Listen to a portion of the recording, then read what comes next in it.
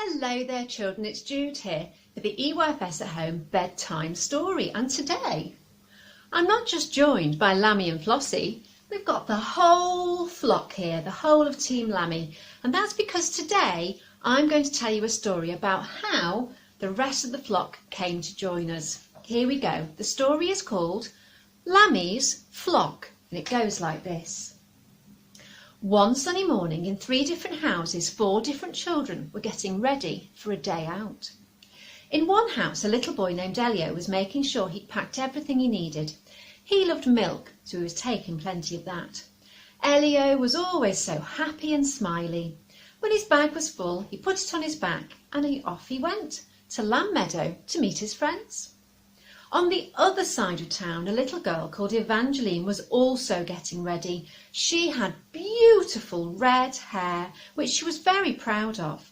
Evangeline loved to eat jam and toast, but she also loved the colour orange, so she made sure she took some carrot sticks and a tangerine. She also made sure she packed her favourite book, The Billy Goat's Gruff, in her bag. Evangeline set off for Lamb Meadow to meet her friends.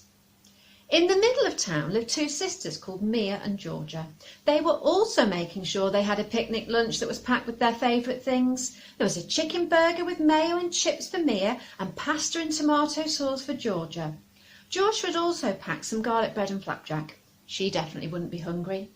Mia was wearing her favourite pink t-shirt and Georgia had on her new dress. It was duck egg blue. Finally the girls had everything they needed and they set off to Lamb Meadow to meet their friends. Over in Lamb Meadow, Lammy and Flossie were having a picnic of their own.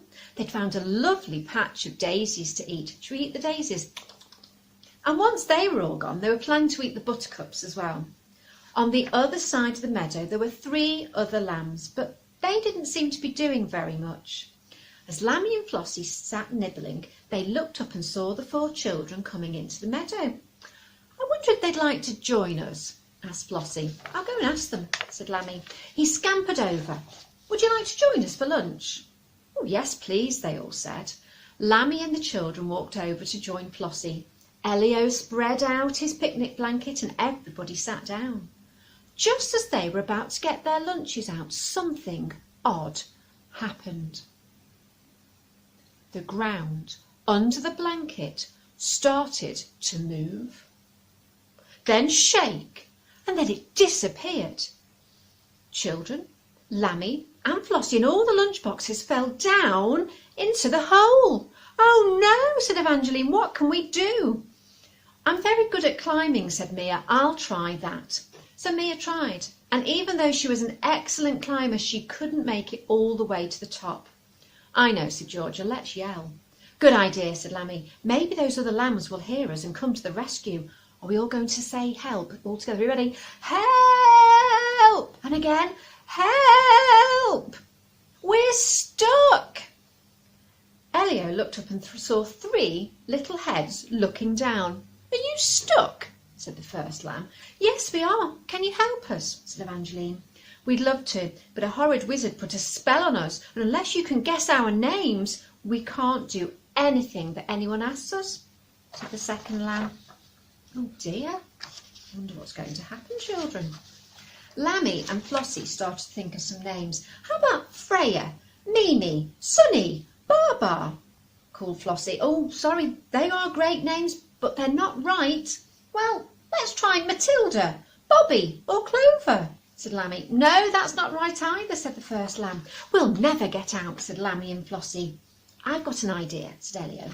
What about Alfie? That's my name. Well done. Mia and Georgia have been thinking really hard. They stepped forward.